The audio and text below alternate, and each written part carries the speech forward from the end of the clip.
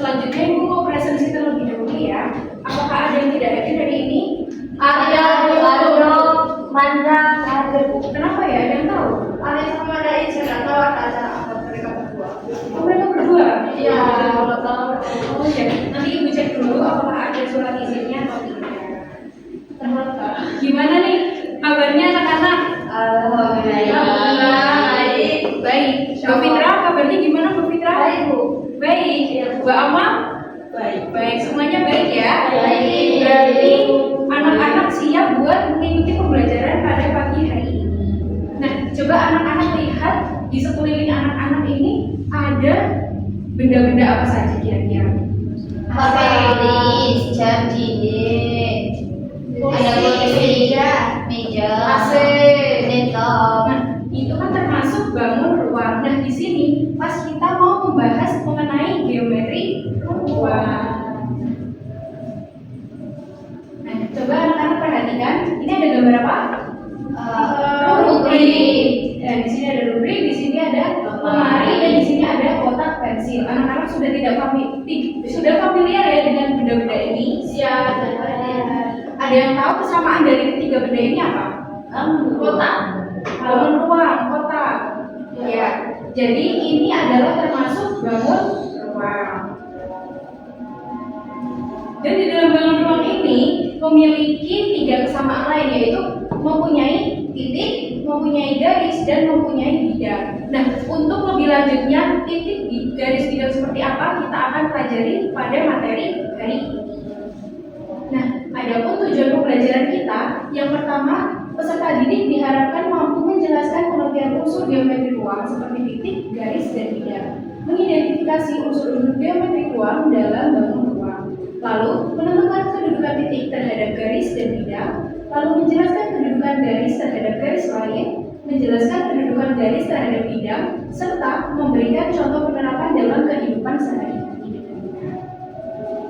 Nah, kita yang pertama ya anak-anak, kita akan mengulas lagi mengenai unsur-unsur geometri ruang. Yang pertama itu ada titik. Nah, titik ini adalah unsur yang paling sederhana yang tidak memiliki ukuran. Coba ketika Ibu menunjuk ini, titik A. Titik A ini termasuk titik. Nah, apakah ia memiliki panjang? Tidak. Apakah ia memiliki lebar? Tidak. Nah, dia hanya menunjukkan posisi. Maka dari itu, titik ini hanya menunjukkan posisi. Nah, di sini titiknya ada titik A, B, C, D. Lainnya ada titik apa lagi? E, F, G. Sudah paham? Paham. Jadi kita lanjut ke garis. Nah, garis ini tadi kan kita membahas titik. Titik itu menunjukkan posisi. Kalau garis itu adalah kumpulan dari titik yang tersusun secara berurutan. Dan di sini ada titik A dan titik B ini terhubung dengan apa namanya? Garis. Jadi ini kita sebut dengan garis A, B. Gitu. Terus ada contoh garis lain, garis apa dia bisa menyebutkan? Ada BC. BC. Lalu apa lagi anak-anak? CC. Ya, macam-macam ya aja. Sudah paham? Paham. Jadi kita lanjut ke bidang. Nah, bidang ini adalah permukaan datar yang memiliki panjang dan lebar. Jadi, bidang ini kita sebut sebagai sisi. Gampangnya itu bisa kita sebut seperti ini. Ini adalah dinding dari suatu bangun ruang. Gitu. Selain sisi atau bidang A, B, C, D ini ada bidang apa lagi dalam rumus ini? B, C, G, F, B, C, D, F, E, F, G, H, E, F, G, H, H, C, H, I. A, D, H, E, betul, bermacam-macam ya Mbak Nada. Ya. Untuk anak-anak yang lain apakah paham? Paham. Nggak apanya paham? Paham. Kalau sudah paham, kita langsung lanjut ke pembahasan selanjutnya, yaitu kedudukan antara unsur geometri ruang. Nah, di sini ada kedudukan titik terhadap garis dan bidang. Di sini kita menentukan titik itu terhadap suatu garis dan suatu bidang. Di sini ada titik terletak pada garis dan titik berada di luar garis. Begitupun pada bidang, titik terletak pada bidang dan di luar bidang. Contohnya ya, di sini pada kubus ini anak-anak bisa lihat dulu. Di kubus ini titik A yang terletak pada garis A, B. Itu. Jadi itu memenuhi untuk ini kedudukan titik terletak pada garis. Tapi kalau titik berada di luar garis, contohnya ada yang tahu? Yang nggak ada di situ. Contohnya seperti ini. D itu terletak di luar garis AB gitu. Lalu ini titik terletak pada bidang. Bidang itu yang mana tadi? A, B, C, D. Ya. Berarti kalau titik terletak pada bidang itu seperti apa? Iya, benar Mbak Eli. Nah, terus juga kalau di luar bidang berarti seperti E itu terletak di luar bidang A, B, C, D. Nah, seperti itu ya anak. Apakah bisa dipahami? Bisa. Kita lanjut ya anak-anak ke kedudukan garis terhadap garis lain. Nah, tadi kan titik terhadap garis dan bidang. Kalau ini kedudukan garis terhadap garis lain, nah di sini ada 3 nih anak-anak. Anak-anak bisa lihat itu. Di sini ada 3 kedudukan yaitu apa? Berpotongan, lalu sejajar dan bersinggungan. Nah, kalau berpotongan kita akan membahas satu persatu. Jika berpotongan itu garisnya bertemu di satu titik. Nih contohnya ada garis AB anak-anak. Garis AB itu dengan garis BC dia berpotongan di satu titik yaitu titik B. Nah seperti itu. Terus kalau contoh perpotongan lain ada yang bisa memberikan jawaban Mbak Nada ada? Garis EF sama GF berpotongan di titik E. Ini Mbak Nada, iya pintar sekali. Coba tepuk tangan untuk Mbak Nada. Kita lanjut ke kedudukan yang bersilangan. Ini bisa dilihat yang anak tidak sejajar dan tidak berpotongan. Nah, langsung lanjut ke contohnya nih. Garis AE dan HG ia bersilangan karena ini tidak sejajar dan tidak berpotongan. Seperti itu. Contoh lainnya seperti apa? Seperti BF dan HG ini juga bersilangan. Coba Mbak Amal, contohnya apa lagi ya? BC dan GH. Ya benar. Dari sini anak-anak kita kan sudah belajar berpotongan, sejajar dan bersilangan. Dari sini dulu ada yang mau ditanyakan dulu tidak? Belum. Sudah pada paham? Paham. Kalau paham kita langsung lanjut ya. Nah di sini kita lanjut ke kedudukan garis terhadap bidang. Kalau garis tadi kan EA, AB gitu ya. Kalau bidang tadi apa? AB, CD, AB, FE ya. Nah di sini ada 3 lagi nih anak-anak. Yang pertama garis terletak pada bidang. Nah garis terletak pada bidang seperti ini. Garis AB ia terletak di bidang AB, CD. Lalu contoh lain ada garis EF terletak di bidang EFGH atau yang lainnya gitu. Jadi ia ada di dalam suatu bidangnya garisnya. Apakah ada yang mau ditanyakan dulu? Belum. Lanjut ya. Kita lanjut ke garis sejajar dengan bidang. Ingat tadi sejajar dia tidak berhimpit, tidak bertemu ya anak-anak. Nah di sini ada garis EF itu sejajar dengan AB, CD. Ada contoh lain seperti apa? Garis HG sejajar dengan ABCD. Ya benar ada. Lalu di sini yang terakhir ada garis berpotongan dengan bidang. Berpotongan tadi apa? Yang bertemu di satu titik. Nah seperti ini. Garis AE yang berpotongan dengan ABCD. Bidang ABCD berpotongan di titik A. Dan contoh lain, kalau ada garis ini FB, ia berpotongan dengan EFGH berada di titik mana perpotongannya? FF, gitu ya. Nah dari anak-anak nih, kita sudah bahas kedudukannya. Dari tadi ada yang mau ditanyakan dulu nggak? Dari sini dulu deh, ada yang mau ditanyakan nggak anak-anak? Belum? Kita lanjut saja ya berarti kalau sudah pada paham.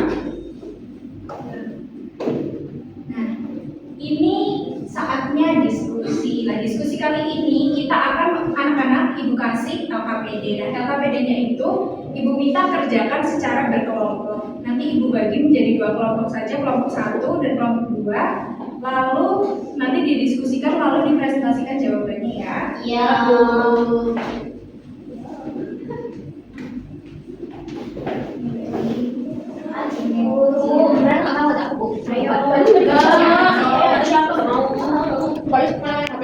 Ayo, jangan pada bercanda ya dikerjakan. Jelaskan atau gimana? Jadi update jadi teman-teman. Iya. Dari ditanya lagi. Nanti ini untuk nomor 2 itu kalian melihat di gambar nomor 3 saja ya. Ini bukan ya Bu. Ini tadi yang kamu buat nomor ini. Iya. Ini benar nggak Bu kalau ini sejajar ABC dan EF? Ya. Oh ini sejajar. sejajar tadi apa? Mbak kamu tidak dapat ini ya. Kalau ini gini, benar Bu, titik A berada pada garis AB. Iya. Terima kasih Bu. Jadi ada yang mau cerita? Saya izin minum ya. Saya juga izin ya. Iya. Anak-anak apakah sudah selesai mengerjakan? Sudah diskusinya selesai? Sudah. Sudah. Kalau gitu, Ibu minta kelompoknya Mbak Putna buat mempresentasikan nomor 1 ya. Apa Ibu? Oh iya Mbak Amal, di situ saja Mbak Amal. Nomor 1 itu titik A berada pada garis AB itu benar. Terus titik B berada pada garis AB itu juga benar, dan titik H berada pada garis AB itu sama. Buat kelompoknya Mbak Eli, apakah sama jawabannya? Sama. Nah, benar ya. Untuk yang nomor 2 saya minta kelompoknya Mbak Eva. Ayo nomor 2 ya. Ya Bu. Kedudukan pasangan garis AB dan BC itu berpotongan, AB dan EF itu sejajar, sedangkan AE dan FC itu bersilangan. Nah, dari jawaban kelompoknya Mbak Eva, apakah sama? Sama. Nah, benar ya anak-anak. Kita lanjut ke soal yang terakhir. Soal yang terakhir jawabannya apa? Soal jawabannya adalah C. AB bersejajar dengan BC. Apa? Garis AB itu Bersejajar sama BC. DC. Kalau kelompoknya Mbak Eli apa? garis AB itu sejajar dengan EF. Oh, Kok beda? Iya, beda tapi tidak apa-apa kan pada garis pada garis itu kan yang sejajar tidak hanya satu, akan tetapi pada soalnya diminta untuk menyebutkan cuma satu. Gitu. Jadi tidak ada jawaban yang salah ya anak-anak, benar semua. Tepuk tangan untuk semuanya. Nah, karena sesi diskusi kita udah selesai, kita mau langsung lanjut ke kesimpulan. Ayo kita coba baca bareng-bareng ya anak-anak. Jadi dalam geometri ruang yang kita pelajari ini tadi ada unsur dasar. Unsur dasarnya apa saja?